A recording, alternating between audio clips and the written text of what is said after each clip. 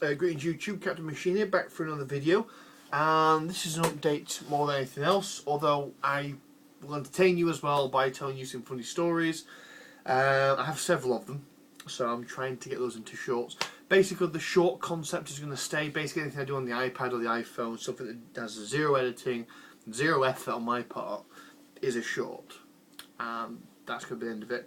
A friend of mine's made me an intro, which I'm in the process of getting off the internet, or getting off of him, and once I've got that, then I can start with the new updated version of the show.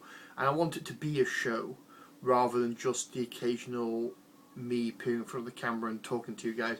I want it to be entertaining, I want it to be educational, I want it to be a situation where it's worth your time and money, in terms of the fact that I'm going to want to put adverts back on my videos again.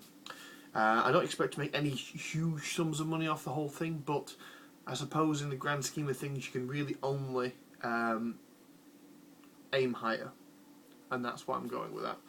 To that end, I've got my camera back. But I've tied everything up. I've got the camera out. I've discovered I've got missing parts. I've got the battery, and I've got the charger for the battery, and that's fine. And with the battery in it works just fine. The problem is to, I don't know if you can see, this is where the battery goes at the back, basically. If you can see, that is where the data cable goes. The data cable goes where the battery goes. So to access the data on the hard drive in here, you have to plug the data, you have to basically do it without the battery attached. Which means this little hole here needs to have a cable in it. Now there is a cable that goes from here to my charger.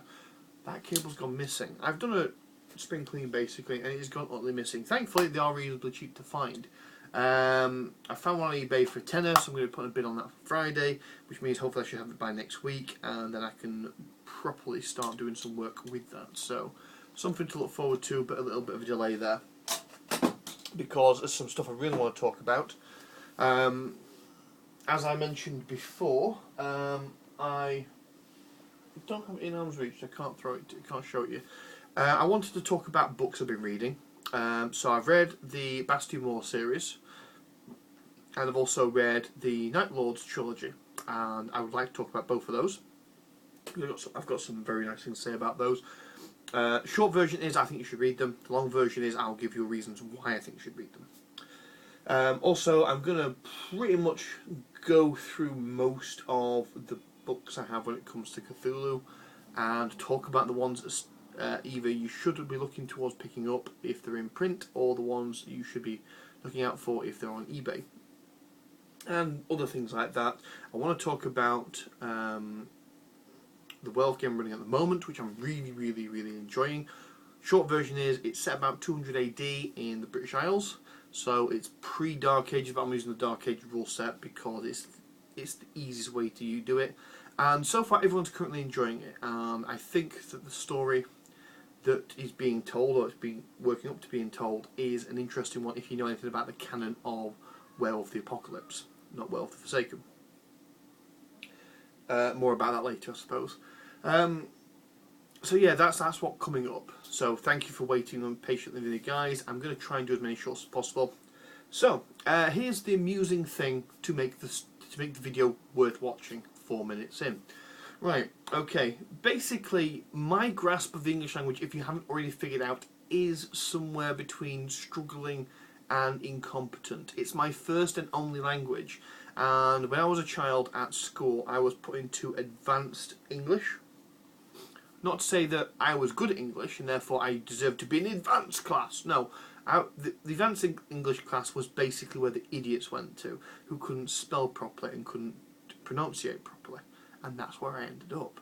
So I unfortunately have this thing where I have trouble reading sometimes, because I see a word I've never seen before and my brain can't really figure out what it's supposed to sound like. So if you ever hear me talk about, say, a fantasy thing or a sci-fi thing with a weird name, and I pronounce the name wrong, that's why. Because my brain struggles to figure out how I should be pronouncing these words. However, this also extends to things where I struggle to pronounce words which aren't actually that difficult to pronounce, or I get them horribly, horribly wrong. So, here's a trio of examples I'm talking about here. Right. The werewolf group were in the umbra of this village that was struck by some hunger issues, because basically some of the fishermen in the village couldn't get their catch in, they couldn't afford to get any food, so they were practically starving to death until they either died or left the village. So there were some hunger spirits walking around, and I described them as emancipated. Yeah. Not emaciated. I should have said. I described them as emancipated. Several times, in fact, before someone corrected me on the issue. So, yeah. Language drop there. Also, I'm a huge fan of dungeon scenery. And when I ran a D&D adventure from 1st to 20th level, which took about a year and a half maybe to run all the way through, and there's a lot of fond memories from that, both myself and the players involved. There's a lot of fails in that. One of which was my description that walking into a particular dungeon room, the walls were decorated with murals. Poor Muriel. No, I meant to say murals, not murals. But even to this day, I get the rip taken at me for that one, and I occasionally catch myself making that mistake again. So, and I'm fully aware of this. There's every possibility that even in the examples I'm giving right now, I've gotten the wrong way round. The final one is the earliest example I can think of, although there are a couple of others if I really, really think about it, but they're not as funny as this one. In the second to last adventure of the Grand Conjunction, the last adventure of the Grand Conjunction, the players have to delve into a dungeon which the Dreadlord Azalien has made by using a combination of wish spells. So basically, it's an instant O dungeon. You know, it wasn't there yesterday; it's there today. And there is one room, which is basically this huge vaulted room. And it's described as a huge vaulted room with black onyx pillars. And I read it out as black onyx pillows holding up the ceiling. And there's these silver inlaid rings are all around the pillows.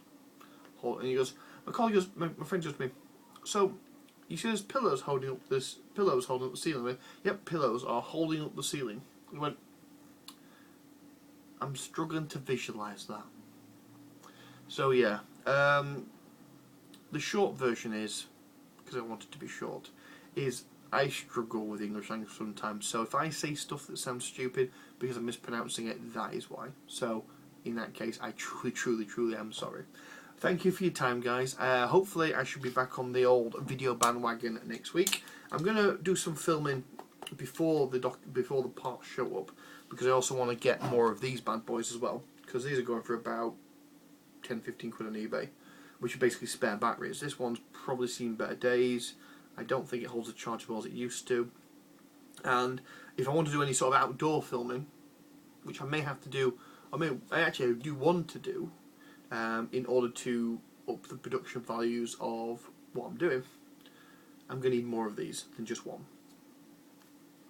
I mean, doing my room's fine. There's literally more than enough room for a cable to go from my plug to the camera. The plug is literally down there, and the camera would be physically about there, pointed at my bookshelves.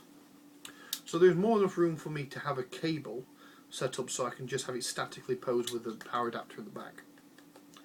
But if I want to go outside, I'm going to need more of these bad boys. Thank you for your time, guys. It's been a pleasure talking to you again.